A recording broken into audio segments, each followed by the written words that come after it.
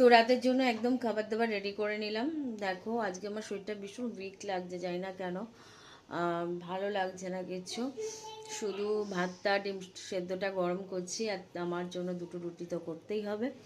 একদম সমস্ত কিছু মানে ধুয়ে টুয়ে রেখেছি, শুধু আটাটা মাখবো আর দুটো রুটি করব। আর দুধ গরম করেছি, ভাবছি দুধ রুটি খেয়ে রাত্রেবেলা শুয়ে পড়বো, কারণ শরীরটা আজকে ভীষণ উইক লাগছে, জানি না কেন।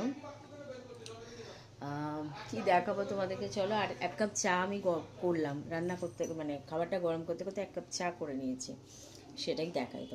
দেখো এই যে চা, এখন চাটাই আমার কাছে ভালো লাগছে, আর কিচ্ছু ভালো লাগছে না। চায়ের প্রজাপতি বিস্কুট, এই হচ্ছে ব্যাপার। আর এখানে এই যে ভাতটা গরম হচ্ছে, আর এখানে রুটির জন্য আমি এটা ধুয়ে রেখেছি,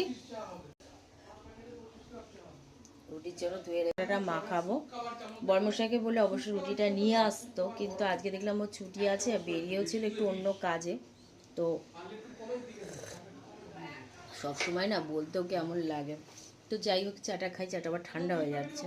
তো এইটুকু ভিডিও, আজকে ভিডিওটা এখানে এন্ড করলাম। ভিডিওটা ভালো লাগলে প্লিজ লাইক করো, কমেন্ট করো, শেয়ার করো, আর সাবস্ক্রাইব করতে ভুলো না। চলো এখনকার মতো টাটা আর গুড নাইট।